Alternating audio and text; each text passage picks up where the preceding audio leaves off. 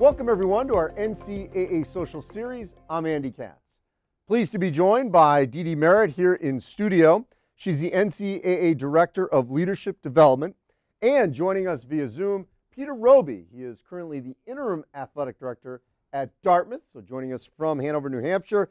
And Peter has extensive knowledge of the topic that we're going to discuss, and certainly has had a lot of involvement throughout the course of his NCAA career, both on campus and in consultation with the home office here in Indianapolis. DeeDee, it's a pleasure to be actually in person. Yes. We're going to talk about leadership development and how it benefits student athletes. So let's start at a baseline.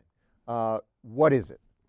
So leadership development is the education and training arm of the national office.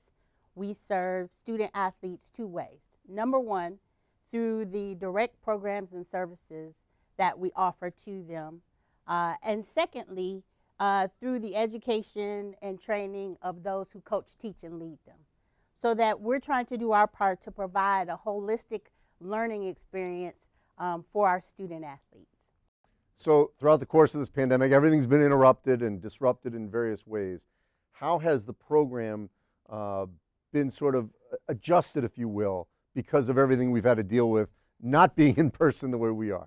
Oh, we're no different than anyone else. You know, when the pandemic first hit, we had to take a step back and first of all, you know, absorb what was going on in the world. And then secondly, to take a really good and hard look at how we could continue to serve, because that is our mission, to serve the membership. And we jumped into the virtual space just like so many of our colleagues in the higher ed space did as well. We looked at some of our programs and said there are programs that we have that just won't translate over into that space. And so we need to pause them for right now. But the ones that we felt comfortable enough with to be able to continue forward, we moved into the virtual space. And we were able to continue to educate and empower our student athletes, coaches, and administrators that way. So to DeeDee's point, Peter, if you can walk me through, you think, sort of the way things were pre-COVID, during, as she mentioned, in the virtual space, and where we are going forward in terms of where this can take us over the next couple of years. Well, I think everybody would agree that the best type of communication is in person, because it provides the most rich experience, so that you can really start to develop relationships and appreciate people's personalities and their body language and the way in which they like to absorb information and their learning styles. And so I think all of us would suggest that the best contact and communication we have is in person. But the realities of COVID were that wasn't going to be available to us. And to DeeDee's credit and to the credit of the folks that are in leadership development, they pivoted and they didn't blink. They just retrenched and figured out what was the best way for us to continue to deliver real quality programming so that people could continue to develop and learn even during a pandemic, because needs were still going to be there. Maybe, Andy, more than ever, because there was no blueprint for how you deal in higher education, in athletics, during a public health crisis. And so decision-making, strategic decisions, strategic planning, communication, crisis communication, all of those things are things that we touch on in leadership development that were more relevant than ever before. And so I'm just really proud that leadership development was able to be there when our members needed them, and that they've done such a good job of providing quality programming at a time that it was really important. So Peter, you've obviously had the role of hiring and promoting when you've been on campuses throughout the course of your career. How do you apply what you had to do at that level to what maybe needs to be done at more of a national office level? Well, I mean, I think you want to understand and appreciate the whole person. When you're hiring, you're trying to find the fit. You're trying to match values of an individual with the values of the organization that you're involved in. And so what leadership development has done is try to get people first and foremost to think about what their values are, so that they can then start to research and appreciate where would the best fit for them be. Secondly, and I think this is really important, that we don't want the success of leadership development to be measured strictly by how many people go on to become athletic directors. In our programs like Pathway, for example, which is for aspiring athletic directors, because the value of the learning and the program and the curriculum is going to help people in their current roles so that they can better lead and provide guidance and assistance and opportunity to young people in their charge while they're doing their job currently. So it makes them better at what they currently do and gives them the skills and helps them to get ready for when they are successful enough to become an athletic director and not only get the job, but do the job really well once they're in the seat. So, DeeDee, let's pick up on what Peter was saying there, because he threw out a couple of things like Pathway. So let's assume right now that those watching don't know any of the programs. What are a couple, like Pathway that he just rattled off, to educate those that are watching about what is out there for someone who wants to follow this path through leadership development to aspire to a higher level in college athletics? Absolutely. So in our student athlete space, we have a couple of programs that are really well thought after, impactful for them. One is our Student Athlete Leadership Forum. And that gives us the opportunity to bring student athletes in and help them to continue to build their leadership toolkit. Most of the student athletes who participate in college athletics have been playing their particular sports for years now and have developed some leadership skills. And so we feel as though this is the opportunity that we have to help them continue to build, and then also to start to have those conversations on how those leadership skills can translate into their lives once their academic and athletic careers are finished. A second program that we have in the student athlete space is our Career in Sports Forum. That is for juniors and seniors in the college athletic space who may have an interest in working in college athletics. We bring them in. We have about 3 days with them where we really give them the opportunity to immerse themselves in different fields, different positions within college athletics, meet and network with professionals. Also learn a little bit more about themselves. In leadership development, we really try to make sure that we are doing learning from inside out. And what I mean by that is providing our learners the opportunity to learn about themselves, and then how does that translate into their interactions with others. So those are a couple of programs in that space. In our administrator space, two programs of note are, one is our Dr. Charles Whitcomb Leadership Institute. It's a program for mid-level ethnic minority administrators who are looking to continue to ascend in their careers. It is a program that is approximately 2 years long, so we really take the opportunity to do a deep dive into leadership, into the complexities of working in college athletics as a minority. It has a very strong alumni base to it, and it is definitely one of our signature programs. I am a proud alum of that program. And then Pathway. Pathway is our signature program, as Peter mentioned, for administrators who are looking to ascend into that director of athletics or conference administrator position. Our program in that space is about a year long. We take the opportunity to really have those in-depth conversations about leadership. We talk about real life scenarios. As Peter mentioned, we help them to be able to visualize what does that culture of excellence look like for them in that position, and what are those pieces that you can take to continue to enhance where you are currently. In the coaching space, we have program Champion Forum. Our Champion Forum is a program for ethnic minority football coaches, basketball coaches, and next year we will be launching a program for women's basketball coaches as well. As we all know, the numbers in that space are just abysmal. And we're trying to do our part to ensure that our participants get the opportunity to be seen, that they have the tools in their toolkit to be able to ascend into that top spot of head coach, and be able to continue to excel in those spaces. So those are just a few of our programs, but the real backdrop of it is education, empowerment, and then thinking about that diversity, equity, and inclusion space so that our student athletes can see themselves in those who coach, teach, and lead them. So what's the timeline in terms of when these would start? If I'm a student athlete, D3 school, D2, or a young administrator, when would these programs start and how would I find out about them? We have programs throughout the year. So our program calendar is full. The entire academic year, we're hosting programs. We have both in person and virtually?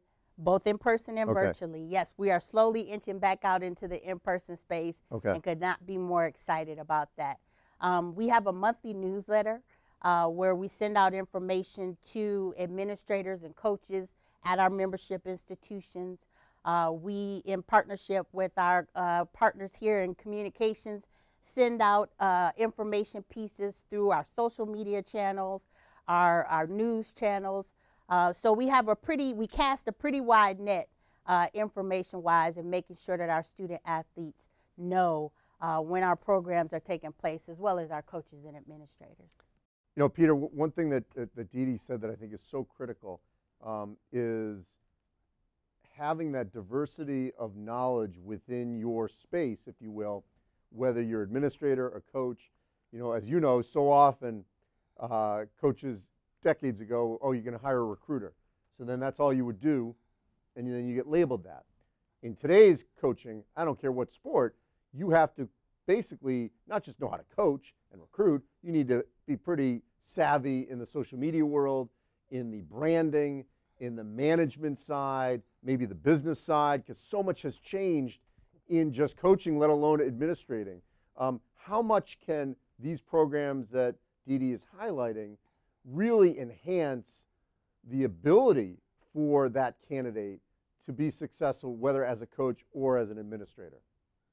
Well, it's a great question, Andy, and it's totally relevant to the work that's done in leadership development, because one of the things we try to do is think about all the dimensions of what people are going to have to be responsible for in a particular role. And then what DeeDee and her staff do a great job of is building the curriculum around that. So a lot of what comes out of leadership development is a function of feedback and requests that we get from participants about the things that they really feel like they have less knowledge of, that they want to know more about. So fundraising, for example, is a big one. So many of the people that are in athletic administration are internal, and they don't have an external view of what goes on. So alumni relations, revenue generation, fundraising, business development. So one of the things that DeeDee and her staff do is they reach out into the membership and get people that are content experts in those areas and bring them to bear on our programming. So we have panel discussions with people in those roles so that they can talk about what their life is like and what's included in that, and also answer questions from folks that are in our programs that might be relevant to their situation on their campus. So that's a big part of it. Another part of the programming, especially in Pathway, is the mentorship aspect of it. So each person in Pathway gets assigned to a sitting AD mentor at one of the divisions in the NCAA that they aspire to. So they'll have a year-long, and most of the time it continues well after their year of involvement with Pathway. They stay connected to that mentor, but they also get a president or chancellor mentor that they get connected to, which is incredibly helpful, because now they're starting to forge a relationship with a chief executive officer that they're going to have a relationship with like that when they become an athletic director. And so they're picking the brain of the president or chancellor about what they're looking for, what's the role of athletics on their campus, how much are they involved, what's their organizational structure. All of those things are benefiting folks in these roles. So someone that's an assistant coach may not have a lot of exposure to fundraising, but as a head coach, they're going to be knee deep in it, whether they're doing it on their own or with some help from people in central advancement on their campus, or in some cases, depending on the level, they could have 3 or 4 frontline fundraisers that are doing things specifically for their sport. And they need to know how to manage that and understand what role they play in identifying prospects and stewarding the prospects and cultivating those opportunities. And so those are the things that DeeDee and her staff are able to do, is bring those resources back to help educate the folks in the programs. And Peter, that's a great point, because I think when we get to the Olympic sport level, so often the facilities, the new facilities, it's that head coach that has to do a lot of that fundraising. Obviously, you know, in basketball and football, the big, huge money, you know, producers, you can have other external people that are obviously going to drive that. But if you're dealing with, you know, a much smaller facility, a lot of times it's the head coach.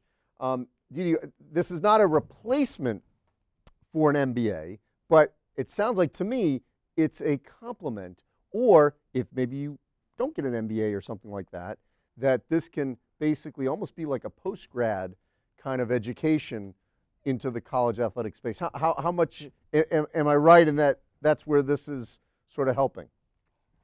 Yes, in a way. You know, we try and stay away from the specific X's and O's, for a lack of better words, in the coaching space, in the administrator space, and really be able to provide that sort of high-level education so that individuals can create their own blueprint in that space to be able to chart their path forward, because everybody's path at different campuses obviously is not the same. And so, yes, when you're thinking about it in that way, it is sort of that, maybe let's call it a certificate program instead of an MBA. I don't want to take anything away from our higher education colleagues, and I remember how hard it was for me to land that MBA as well. So, Peter, how do we break the cycle of the search firms to have them see these candidates, to increase those pools for various jobs, whether they're coaches, athletic directors, commissioners, you name it, because so many of these search firms in the past have had sort of the same pools of applicants, and then they sort of draw from that. Yeah, well, you know, Andy, one of the excuses that has been used for a long time when it comes to search, not just in terms of the firms, but the institutions themselves, is, well, you know, we just didn't get a lot of interest, or we didn't know who they were, or, you know, our pipeline wasn't that full.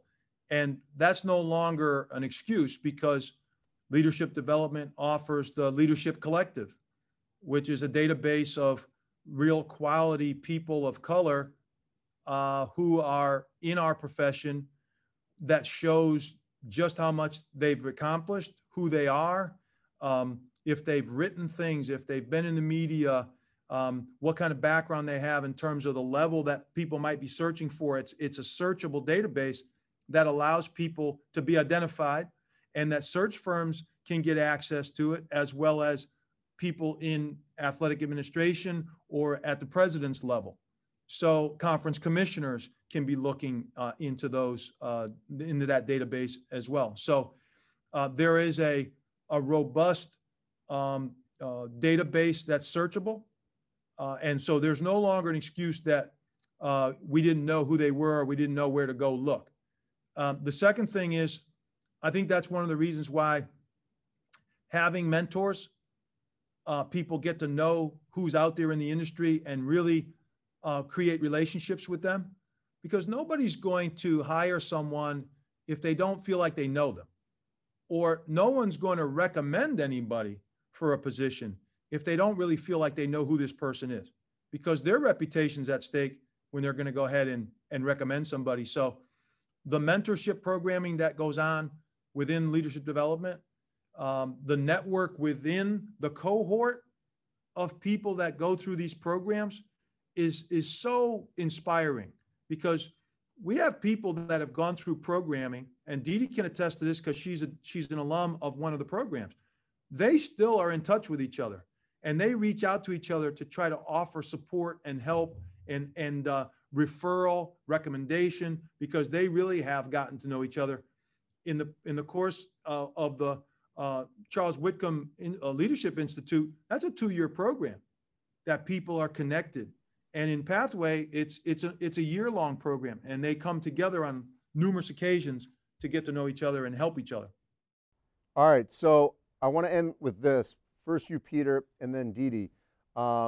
I'm not going to guess either one of your ages, but I'm just going to say, when you were in the 18 to 34 bracket, I'm assuming you're out of that bracket. When you were in that bracket, how much would this have helped you if this leadership development program was in existence back then? Peter, and then we'll have DeeDee take a crack at it. Oh man, I had a feeling after my sophomore, junior year in college that coaching was something that I was really interested in. And that a lot of that came from the inspiration of my coach, Gary Walters, who coached me at Dartmouth and then went on to have a fabulous athletic administrative career as the AD at Princeton for 20 years. And so that's kind of where I got a lot of what now is being provided by leadership development, is a peek at what this could be and thinking about what I could bring to it in terms of my skill set. So even as an undergraduate, these kinds of things would have hopefully unlocked for me what my capabilities were, and maybe show me a path that could have allowed me to use my skills and my knowledge right away. As it turned out, I did get the chance right after college to begin my coaching career. But the difference is that had I gone through some of these programs, I would have been better prepared when I became a head coach, and I would have had maybe a shorter learning curve because I would have gotten exposed to people that were in the seat. I would have learned and heard from different perspectives, and it would have given me a chance to think about my own leadership philosophy and compare that to what people were doing elsewhere who had been successful in the membership. So no doubt that I would have been better prepared to lead my teams when I did become a head coach. And so I'm just grateful to be a part of these programs now to try to give back to the membership in whatever way I can. DeeDee? Well, I can speak from real life experience. Having participated in the Dr. Charles Whitcomb Leadership Institute changed my life, and I would not be sitting here talking to you today had it not been for my participation in that program, because it provided me with the tools and the confidence to move forward as a Black woman in this industry. And so those are just some of the things that we want to provide to our participants, to our learners, whether it be our HBCU student athletes, providing them with mentoring programs in STEM, whether it be looking at fundraising as an evergreen field and knowing that it's not going away, because every athletic department and every university is going to continue to need to raise funds for projects that they want to move forward, and providing opportunities for learning in those fields, whether it be providing leadership skills to our student athletes, providing career development for our postgraduate interns. We have one of the premier programs for postgraduate interns in the country. We are here to do all of that and to provide those learning experiences. And again, for me, it's doing that and knowing what it can do for you and your career and quality of life, because I know what it did for me.